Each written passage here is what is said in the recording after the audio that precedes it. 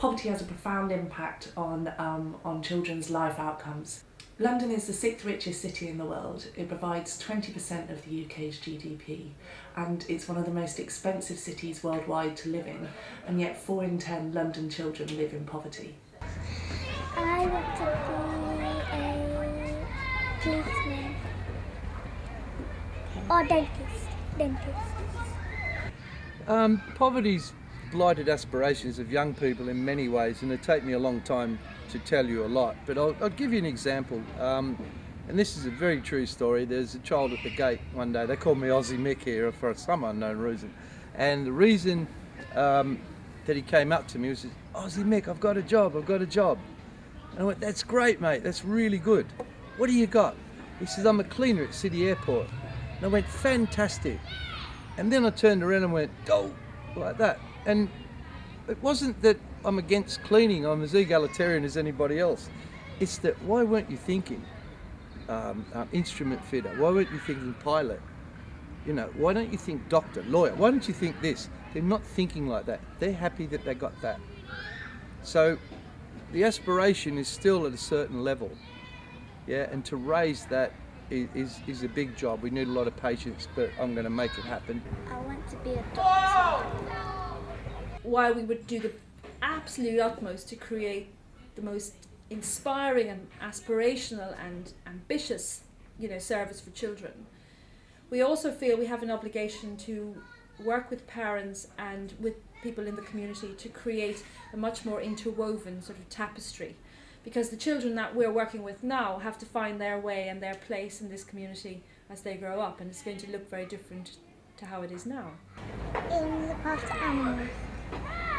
The reality is poverty does have an impact on aspirations. If you talk to two children from different backgrounds at the age of 3, 4, 5, they'll both want to become an astronaut or an air pilot or a footballer or an actor.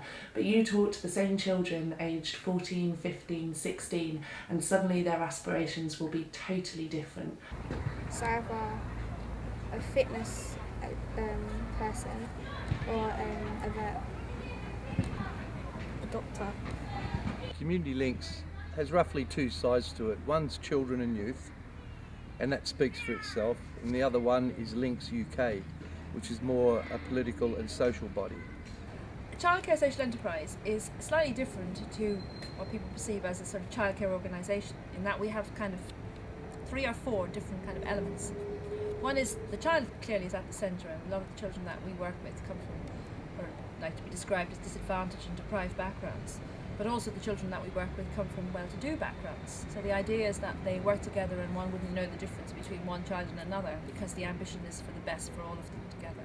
I'll tell you, I've seen poverty. The people here don't want to know they're in poverty. They don't like the word poverty, but they are. Europe imports poverty and exports wealth.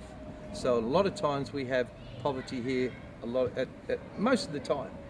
So I'm working with poverty every day. The reason we have open access play and adventure playgrounds like this is because of poverty.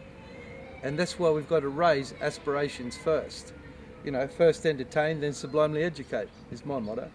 4 in 10 Works was launched in October last year and works with over 130 organisations across London to do 2 things. The first is to increase campaigning on the issue. So we're working with organisations in Newham and in Westminster to identify local issues that are having a real impact on children living in poverty in the borough, and we're then supporting those organisations to campaign on the priorities that they see happening at a local level to achieve real change in their borough. Why we became on board with the 4 in 10 project is because that's what we do. That is our whole philosophy with children.